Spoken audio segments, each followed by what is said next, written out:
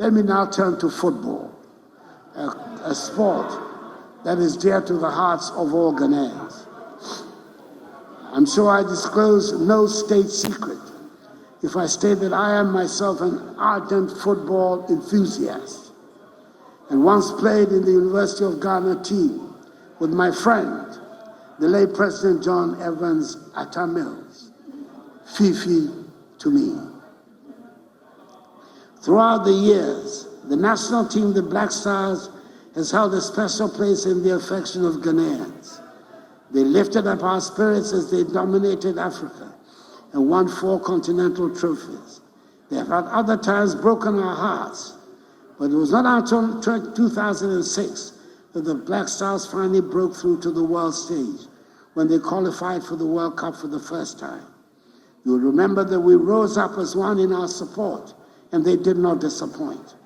Then came the spectacular South Africa 2010 World Cup and its drama, when we almost became the first African side to reach the semifinals of the World Cup.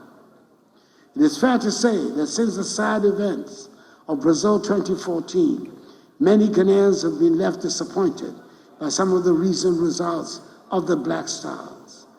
Their various attempts have been made to revive the fortunes of the national team and rebuild the enthusiasm of the people with varying degrees of success.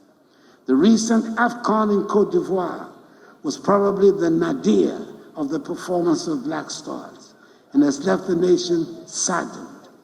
However, I am quite certain that the young men and the technical handlers would themselves have wanted to make our nation proud.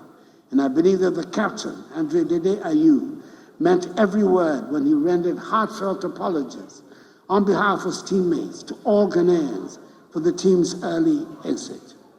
Speaker, I believe it is time for us to take a long-term, far-sighted approach to correct what has gone wrong. It is time to return to scouting, grooming, and developing talent at the grassroots level under a presidential policy on football that I intend to unveil very soon.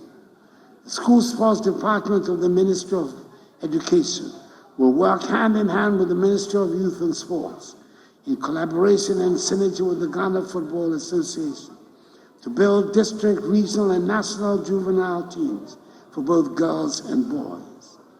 The more than 150 AstroTurf pitches constructed throughout the country under this administration provide the foundational facilities to make a start as we strive to provide more of them, which should see a steady progression of talent up the ladder from the junior juvenile teams to the senior sides based on merit and nothing else. A similar approach has been tried before under the 5-year football development plan led by the late Ben Kofi, initiated under the MPP administration of President J.A. Kufuor. It was under this plan that talents such as Michael Essien, Sule Muntari, John Mensah, Derek Boateng, and later Asamoah Gyan and Stephen Appiah were discovered and nurtured. The results became evident to us and the world. It takes time, dedication, and patience. We cannot harvest where we have not planted and irrigated.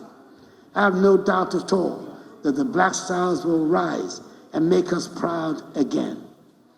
Mr. Speaker, the senior women's team, the Black Queens, who do not get half the attention the Black Stars get, have been performing quite creditably. They've gone for 10 months without any loss until last December, and then when they lost narrowly to Namibia in the qualifying round for the 2024 Women's African Cup of Nations.